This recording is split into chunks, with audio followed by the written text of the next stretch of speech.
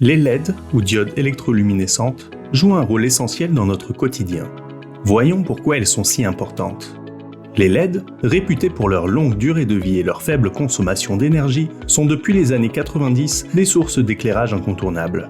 Elles émettent de la lumière lorsqu'un courant électrique traverse un matériau semi-conducteur. Le matériau semi-conducteur le plus connu et utilisé est le silicium, qui est présent dans toutes les puces électroniques des ordinateurs, des téléphones.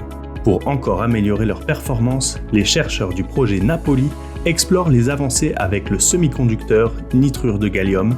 Le nitrure de gallium est le second matériau semi-conducteur le plus utilisé après le silicium.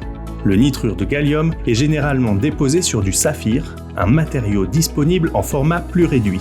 En utilisant à la place du silicium, qui existe en plus grande taille, il serait possible de fabriquer davantage de LED en une seule fois, ce qui réduirait les coûts de production. Avoir la possibilité d'utiliser avec le nitrure de gallium des substrats silicium de plus grande dimension serait donc un avantage pour réduire les coûts de fabrication des LED. Cette approche serait novatrice puisqu'il est inhabituel de trouver un mélange de ces deux composants dans une même LED. Une solution prometteuse consiste donc à faire croître directement du GaN sur du silicium, couramment utilisé comme substrat. Ce processus appelé épitaxie est une méthode classique pour aligner les atomes de gallium et d'azote de manière ordonnée sur la structure cristalline du silicium. Les cristaux ainsi formés possèdent des propriétés semi-conductrices, ce qui signifie qu'ils peuvent à la fois conduire et isoler l'électricité selon les besoins. Toutefois, il est compliqué d'épitaxier du GaN sur du silicium car ces deux cristaux n'ont pas les mêmes structures cristallines, ce qui peut dégrader les propriétés du matériau. Tout comme une rayure sur une surface de verre peut altérer sa transparence et sa clarté, les défauts cristallins dans le GaN peuvent perturber sa conductivité électrique et sa capacité à émettre de la lumière. Les chercheurs ont tenté de réduire les défauts cristallins du GaN sur silicium pendant de nombreuses années. Mais ces solutions nécessitent des empilements complexes qui ajoutent au coût de fabrication de la LED et donc fait perdre l'intérêt du substrat silicium. Plutôt que de réduire la densité des défauts dans la couche de GaN, les chercheurs les font disparaître. Bien sûr, ce n'est pas par magie.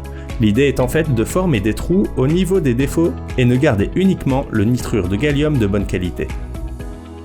Pour parvenir à ce résultat, les chercheurs couvrent le GaN d'une couche très fine de nitrure de silicium.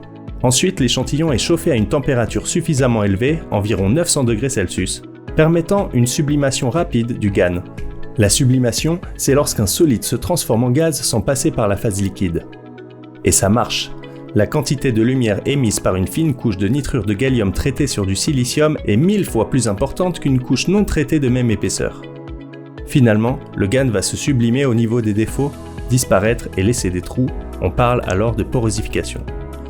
Récapitulons. Qu'est-ce qu'une LED ? Une LED est une diode électroluminescente, un composant électronique qui émet de la lumière lorsqu'un courant électrique la traverse. Qu'est-ce que le nitrure de gallium ? Le nitrure de gallium, GaN, est un matériau semi-conducteur utilisé dans les LED pour produire des lumières vives, particulièrement les couleurs bleues, vertes et blanches. Le remplacement du substrat saphir par un substrat silicium est-il envisagé ? Oui, il est envisagé pour réaliser des économies sur les coûts de fabrication. Quels sont les problèmes restants pour ce remplacement ? Les défis incluent les difficultés liées à l'intégration des structures cristallines de nitrure de gallium sur substrat silicium. Quand cela sera-t-il effectif ?